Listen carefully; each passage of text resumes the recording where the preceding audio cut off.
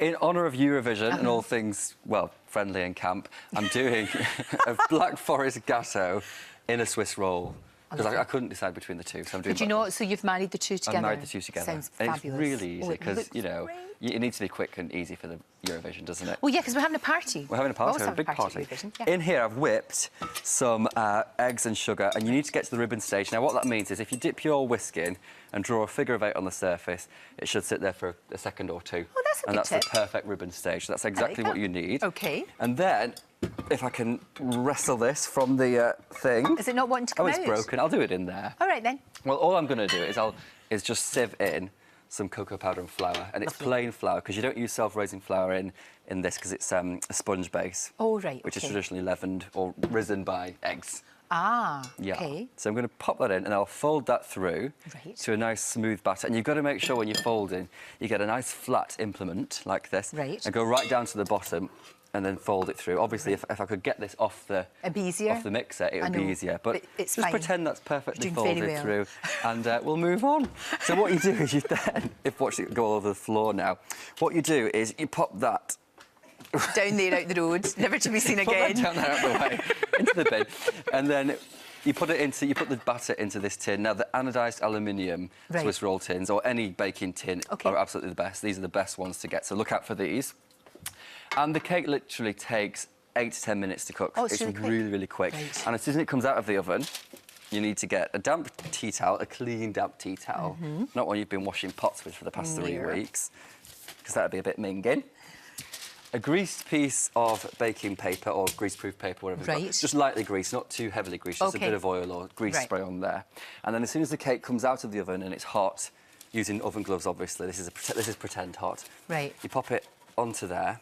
So invert it onto that's there. Perfect. It's gorgeous, and it's so spongy and lovely. Look how spongy that is. It's lovely. And then you roll it around the tea towel. Now, the reason we have the damp tea towel is to help to hold it in place. Ah. Because it sort of... so it doesn't crack. It doesn't crack, and it keeps it... It steams it so it stays soft as well. And you should do that as it first comes out of the oven? Straight away. As soon as it comes out of the oven, get it on there with some oven gloves and roll it on there. OK. And let it cool. So, when it does cool, I'm going to make the filling. So it's just fresh cream, double cream. You could use whipping cream for this, but whipping cream, obviously, because of the lower fat content in it, it won't go as stiff. Right. Because I'm going to roll this up and, you know, we're going to mistreat it, basically. You're allowed. It's the weekend. It's the weekend. Exactly. You need a bit of stiffness at the weekend, don't you? So I'm going to put into that some grated chocolate, or just finely chopped chocolate, milk chocolate, because it needs the sweetness. Because the actual sponge itself is quite bitter with the cocoa. Right. So I'm going to beat that until it goes nice and smooth. There's a bit of ice and sugar in there as well. Right. So beat it to fairly stiff peaks. Really, with cream, you shouldn't go past floppy peaks, because past that stage you get butter. Don't want that. We don't want that. No. But you do need it to be quite stiff so that it holds in place in that lovely sponge. You're very good at that. You've done that before. I have got very good practice with that one. And then you just literally unroll this sponge. You'll see how lovely and easy it is to do. Right. Unroll it. It cracks a little bit, but you know what? It doesn't matter.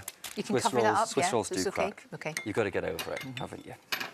And what I'm going to do is just scoop that cream onto there. And if you don't like the cherries that I'm going to use, which I'll talk about in a second, you could put anything in this, but it wouldn't be a Black Forest because you need the cherries. You need the cherries. That's what it's all about. That's the whole retro thing that's going on. And they've got to be alcohol-soaked cherries. Obviously. Kirsch soaked cherries. Smell that liqueur. That's the kirsch that they came in. That's good, isn't it? It's strong. So you can put a bit of that on the sponge edges if you want to. Right. But if you've got kids around who are playing, in the party, then don't. Obviously don't, for obvious reasons. Absolutely. And just spread the cream all over. Oh, that looks so good. There. And you could put dark chocolate in the cream if you wanted to. The thing about this is, with a Swiss roll, you can customise it any which way you want. Of course you can. And also, when you roll the Swiss roll up, it will look awful.